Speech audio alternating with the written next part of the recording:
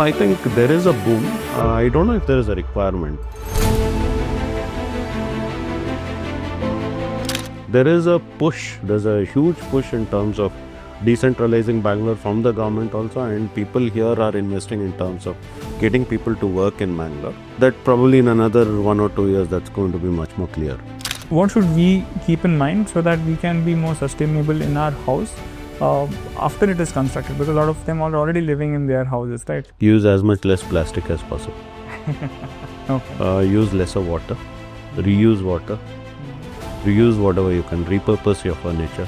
Don't buy unnecessary stuff. Today with us we have Mr. Dakshit from Yutori Designs. Yutori is a company that believes that spaces are not just places. They are places where people feel things, they become who they are, and that's where they truly blossom. And that's a very good philosophy, and that philosophy makes them build incredible spaces. And Dakshit is the chief architect over there. So we are so happy that we have him with us today so that we'll get to learn a lot about in Mangalore and in these surrounding regions, what kind of spaces work, how do IT companies need to set up over here, and there is so much. I really learned a lot, and I'm sure that you're going to learn and enjoy this episode. Let's begin. Hi Dakshit. Hi Arjun. The thing is, the podcast is all about understanding people's journey, understanding their expertise so that we can grow and we can pursue something better and bigger. So today, I'm so excited to have you on the podcast because I really want to know what is happening in Mangalore, what is happening with everything that is going on, and how we can create spaces that can actually be worth living in and working in. Right. So thank you so much for making time. My pleasure. So today, right, before we go into all the details and all the interesting stuff, let's start with you. Tell us a little bit about you. Where do you come from? What is your association with Mangalore? What is the work that you've done that you're most proud of? Anything and everything so that we know you so that we can talk to you better. You can call me a Mangalorean itself, as an undivided Dakshin Kannada. But I've lived all over the place, as in I've lived most of my life in Bangalore, lived around 12 years in Goa. Okay. So the climate is also not very different for me. It's my home. Sure. So I associate a lot with the architecture, the culture of this place. Okay. So other than that, my education, mostly being in Bangalore, I've seen the city life. So I moved back to Mangalore recently. Okay. But we have been working in this region from quite some time, as it. We've done a lot of IT offices. We are doing homes. So as an architect, how many years have you been working and around the different projects that you have worked on? 18 years. 18 years, wow. That's Mostly residential. Okay. My passion is in residential architecture. Okay. Of late, we have been doing commercial spaces, and we have been quite successful at that. Okay. Some interesting projects in this region itself.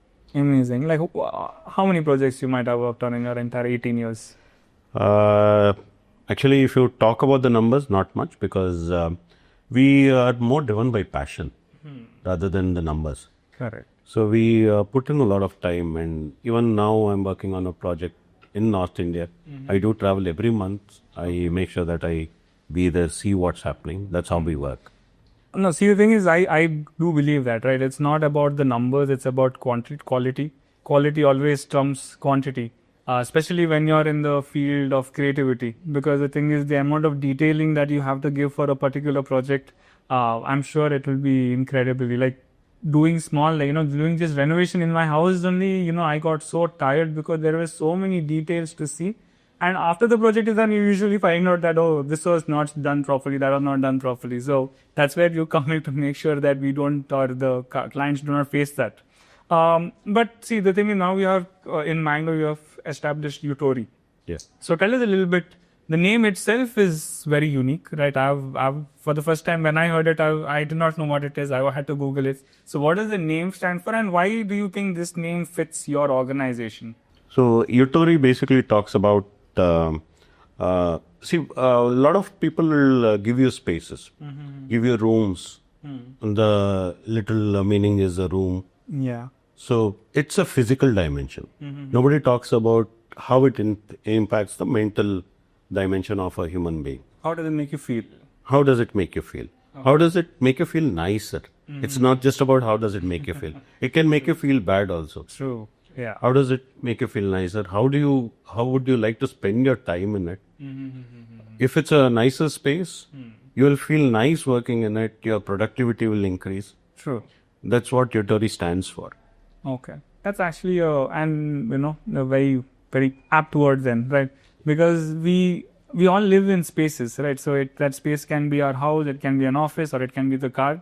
But every time we enter a particular space, there's a way that we feel. And if we can, as you are the artist to make sure that when people enter into a particular space, they feel that way, so that the thing is they can be their best version in that space, right? So that's amazing.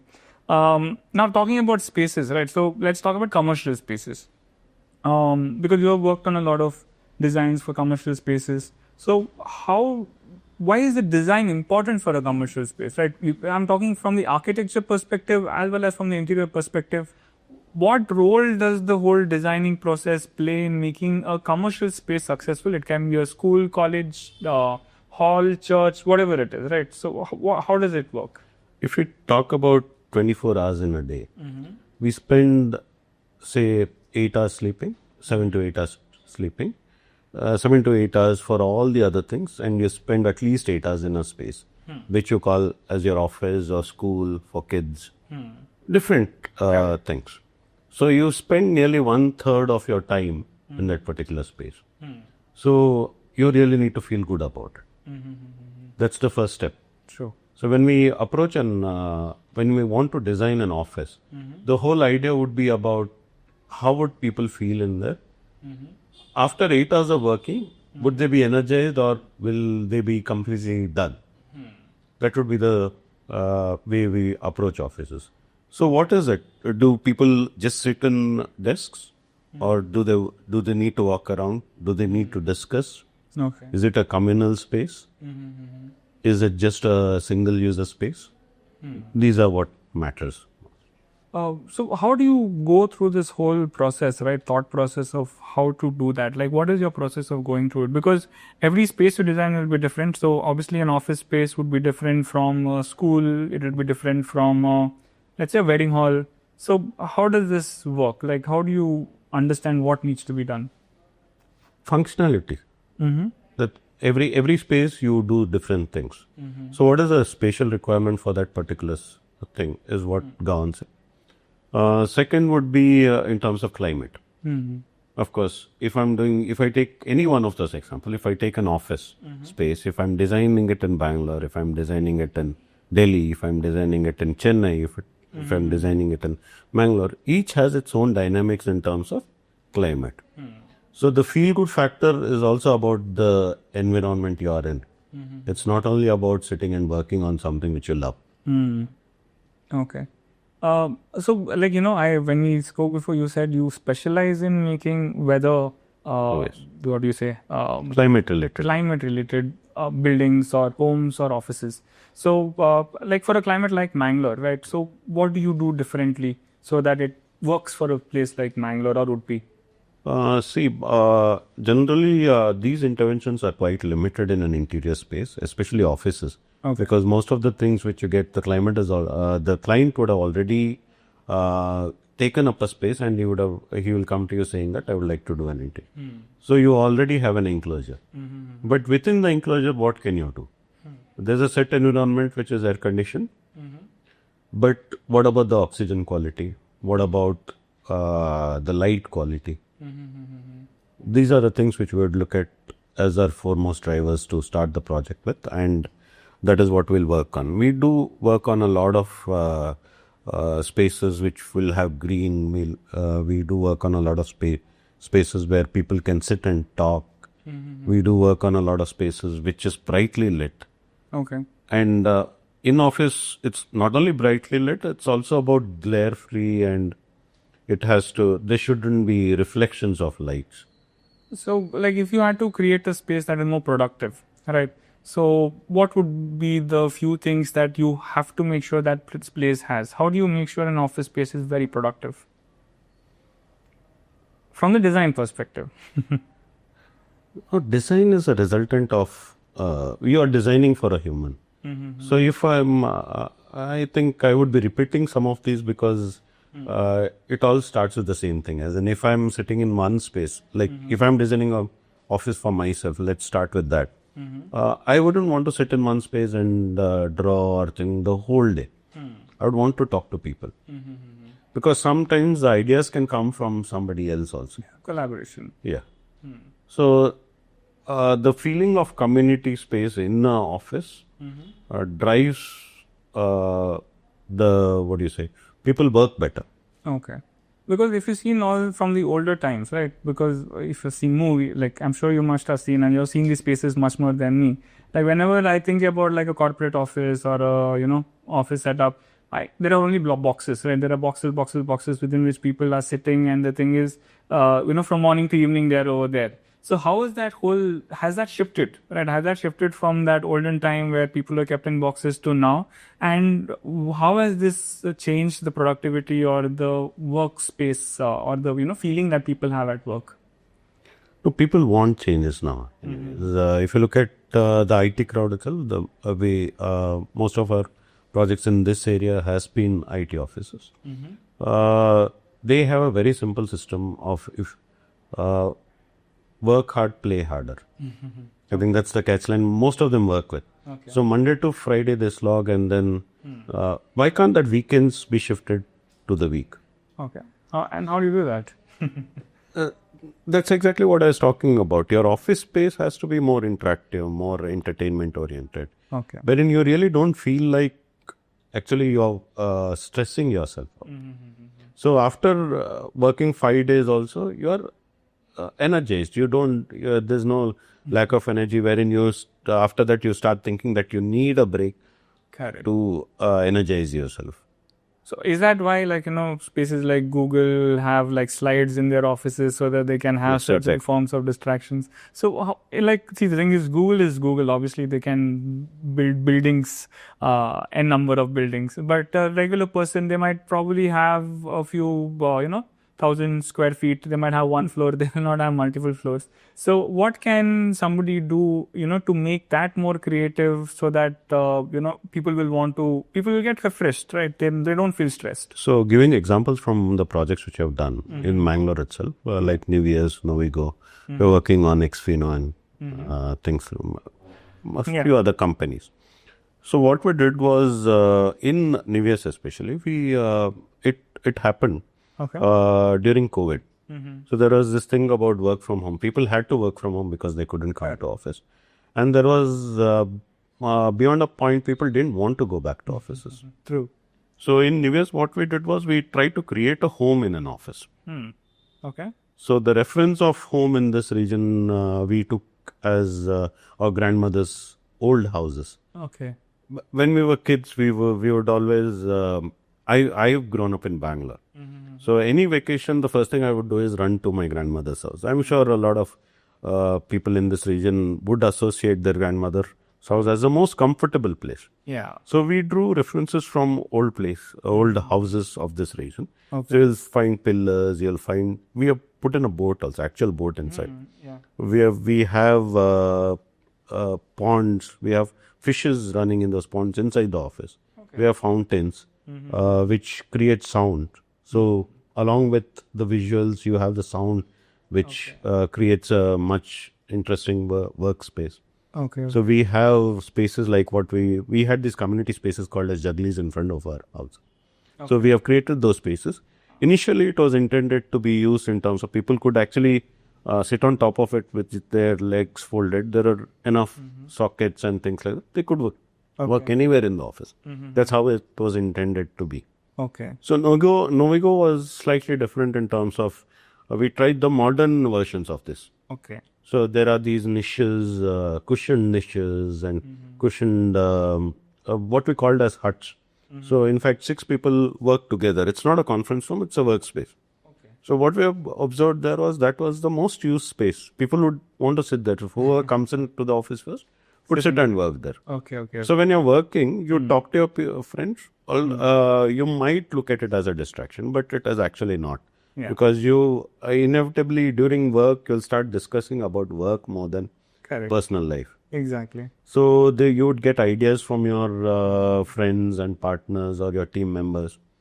That's how the productivity would increase. Okay. Our feedback has been really good, as in people who visit the office in terms of clients of these companies. Yeah. They've given us really good feedback.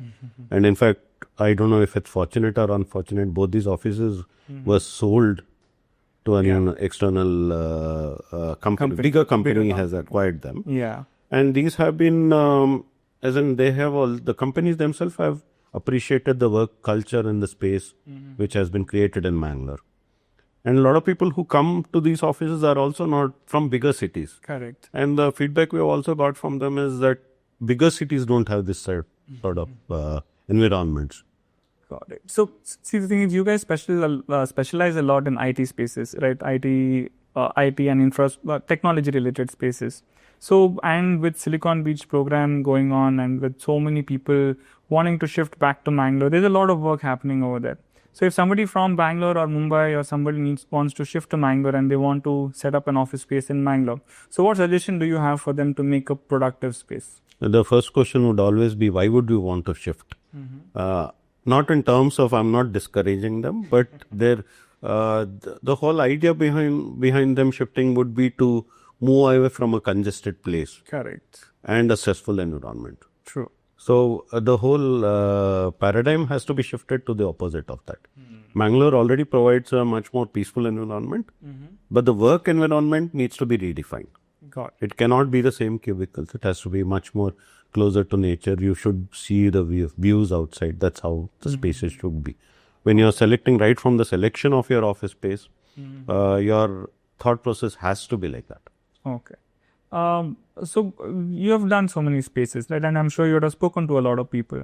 So what are the normal, problems that people face, IT companies face in Mangalore for their First spaces? is the dearth of space. Okay. So whatever buildings, commercial complexes are coming up, we still have the old model wherein you have multiple columns.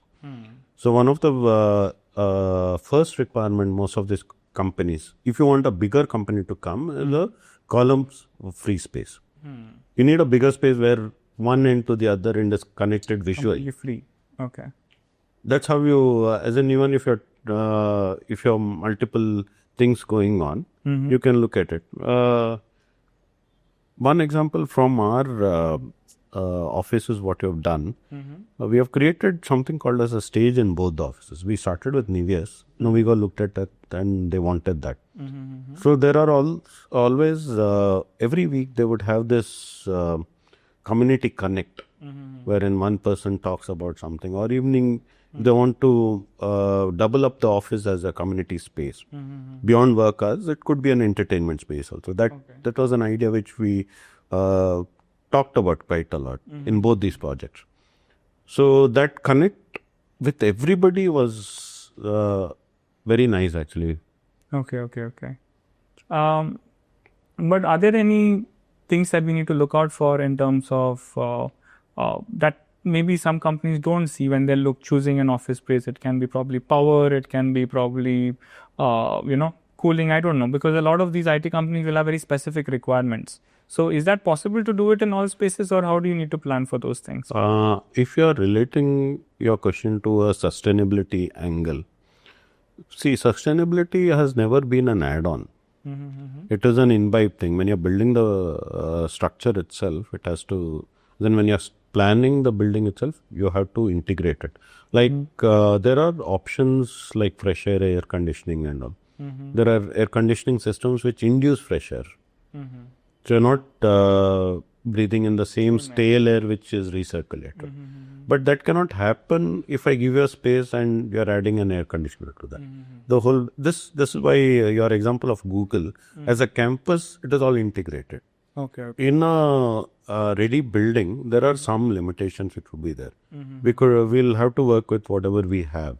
Got it.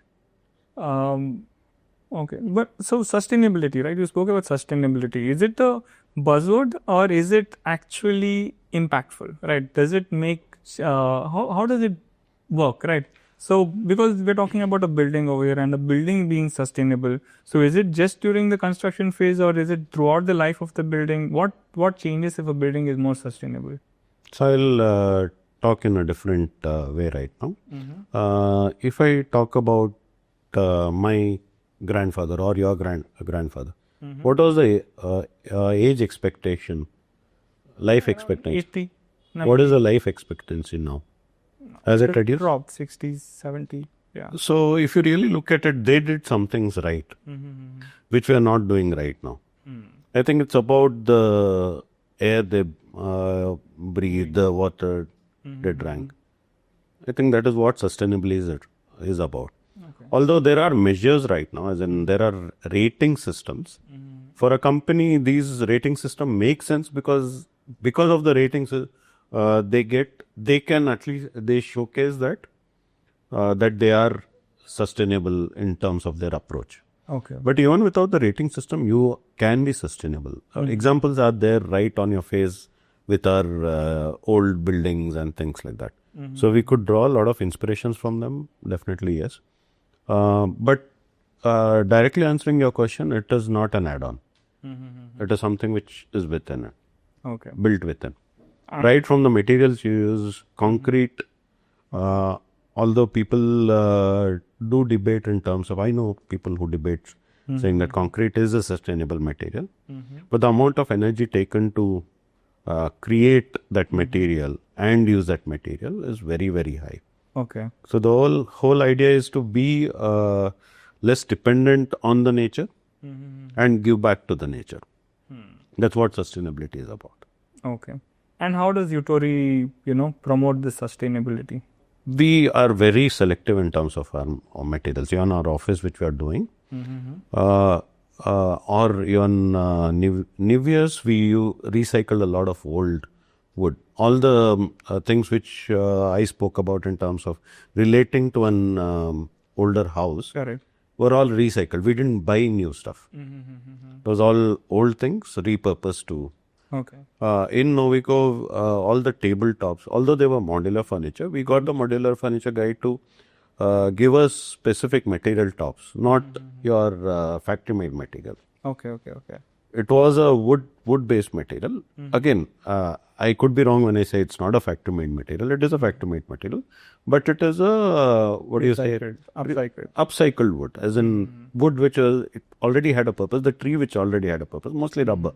Yeah. And then once the rubber is tapped, the tree is of no use. So that wood is redone into a plywood. So that's what we used in Novigo as a major material. Okay.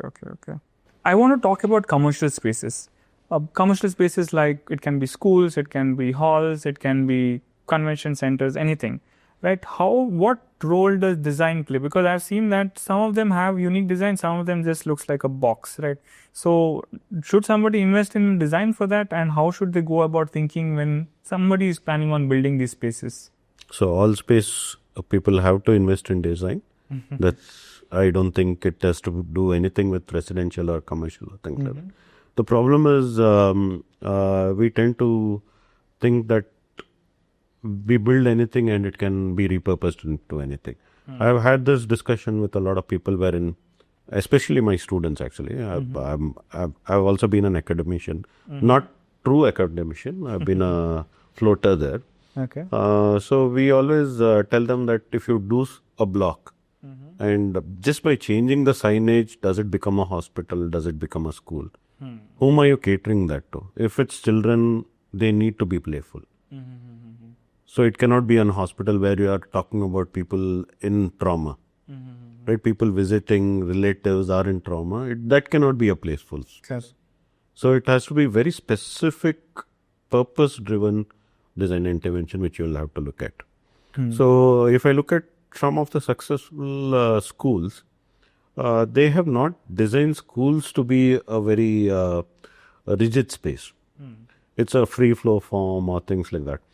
There are one or two examples which I can think of. One is not far from here in Goa.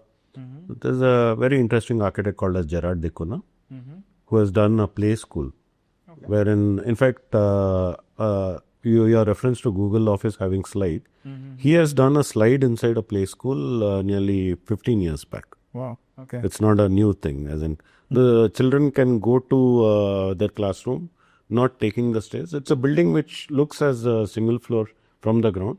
It's on a sloped ground, so there are 4 floors down. So you access the levels using the children can access, adults cannot. Faculty has to go through the steps. Okay. And even classrooms have 2 doors, one big, one small. So wherein the faculty cannot go through the small door. And the children can use that door, and they have a separate space in each classroom called as a dollhouse, which only the children can access. It's a low ceiling, low entrance sort of a space. And there are a lot of things like, there are a lot of play equipments like a simple telephone and all that. The children go there and they call up, they act as if they're calling up their parents and things like that. It's a space where they can be what they want to be, sort of a thing. So good examples like that. The example that you gave itself, like just imagining my daughter who is just 3 years old, going to a space like that will make me feel like, okay, you know what, I wanted to experience that, because I'm sure the learning that they have and the amount of independence they will feel is going to be very different. So yeah, so I think that is great. I hope we get to see some of these kind of structures here in Mangaluru or close by. And I hope you guys will be designing a few of them. Hopefully. We would be looking forward to designing things like that. Now, see, the thing is, with IT companies coming in, there's a huge trend of co-working spaces, managed working spaces, and obviously private office spaces. So what is the difference in terms of designing all these three? Obviously, it's not going to be the same for all of them. And if I'm a company, which one should I be looking at? Okay, firstly, I think Mangalore as of now doesn't have a real co-working space. I'm not saying that we are going to do one or things like that. But the trend seems to be slightly different. Why, as you said, the more whatever is called as co-working is actually managed workspaces. The difference here is very simple. When the third category which you spoke about is private workspaces. It's a private workspace. You know who the client is, what their business is, what are they offering. So the requirements, the functionality is well set. Whereas managed workspaces and co-working spaces are done for an entirely different set of people whom you don't know. But you create an office for them. In managed workspaces, you are giving spaces to offices again. So it could be 4, it could be 10, it could be 100 also. So it's a generalized thing you do for multiple people, and they could change. Maybe they work out of it for a year or maybe 10 years, and that space could be occupied by a different company. So it's a very generic workspace, which the approach here would be very pleasing, and you have some natural colors which you can use, the things which are very neutral. The word is actually neutral. Neutral colors, which say if you go to KFC, the color red is basically to introduce hunger. True. Yeah. So such stark colors would not be used here. So that is one of the points, as in one of the factors. In a co-working space, it's mostly a plug-in office. Then I can work from that space today. You can work from that space tomorrow. Correct. As in from that table. Yeah. The whole idea of co-working, the word co there is actually community. So especially for people who are starting their office, like if I was an architect who was just graduated, I can go work there. I don't have to invest in an office. In return, what I also do is I work with, say, an IT guy, say, who has his office in Bangalore, but he just had to plug in for a day. I work with somebody else. I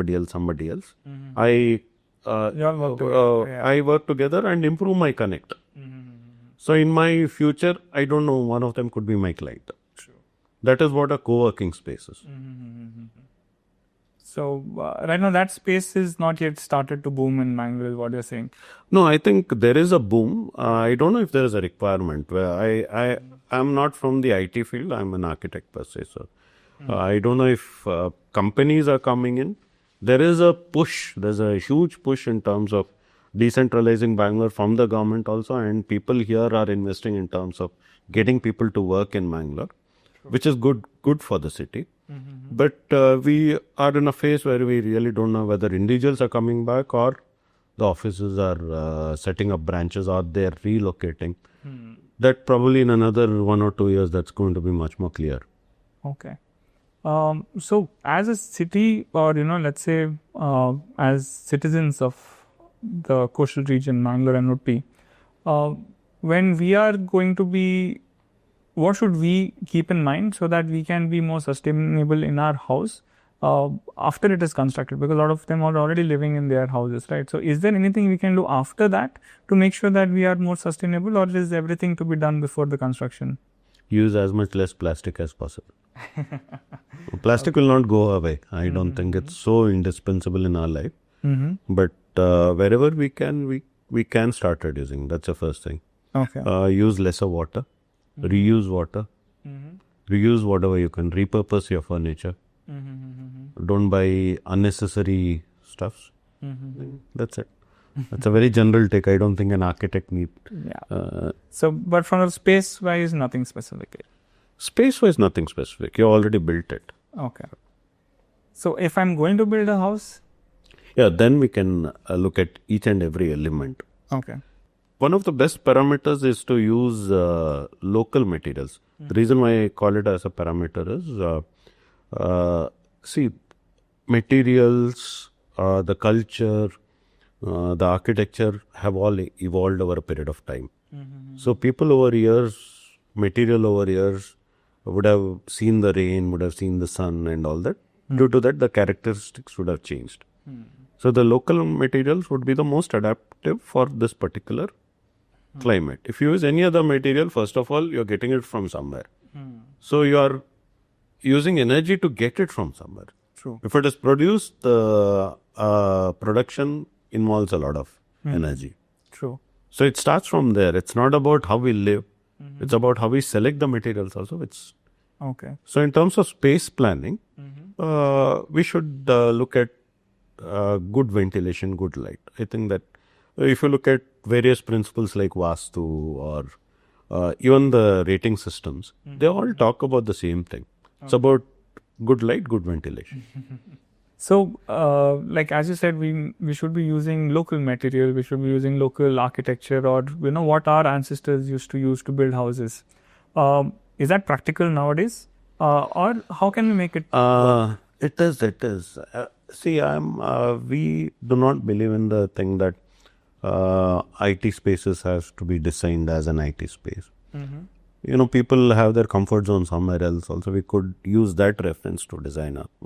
In Nivias, what we have done in one place is one conference room is designed with laterite cladding.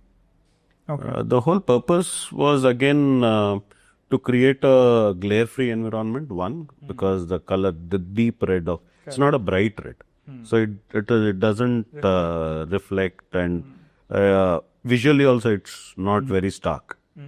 The second, the porosity of the laterite, we didn't try to polish it. Okay. As in, we didn't try to make the surface fine or smooth. We left the undulations as it is. Okay. That helped us in the sound. There is no reverberation or echo in that space. So, talking about conference spaces or meeting spaces, what are the principles that we should be following to make sure that they are, right for the job? In terms of the space, glare-free. It shouldn't reflect sound. These are the space requirements. In terms of technology, see, conference spaces are the places where you connect to the outside. For a client, for an office, the client could be from US. The space has to be productive. So once we start talking about technology, you need a conferencing setup. It could be as simple as a camera and a mic, but again, with a good internet, you really need to have backups for all that. Anyway, all these are service providers which are easily available in Mangalore also. The second thing is when you start getting the screens and things like that, you have to control glare. That's again the space thing. But technology and space will have to work together. The colors have to be pleasing because that's your background for the calls and connecting to the outside. As Yutori, right? So, what would be like a dream project for you to work on? I think a beach house. Okay. It doesn't get bigger than that in terms of challenges. I'm not talking about the size of the house. It is also about the harsh environment which it possesses. Of course, in an IT thing, we would like to do a campus. We would like to test ourselves to a bigger scale also. We've done pretty large offices for Mangalore at least. Like to work on a campus. Awesome. We really wish that comes true and that happens soon enough. Thank you so much, Dakshit, for spending so much time with us. I learned a lot about architecture, interior designs, how spaces need to be built. I'm sure that I'm taking a lot away from this when we'll be building a new office for ourselves, hopefully sometime soon. Thank you so much for making time. It was a pleasure talking to you and getting to know you. Thank you, Archana.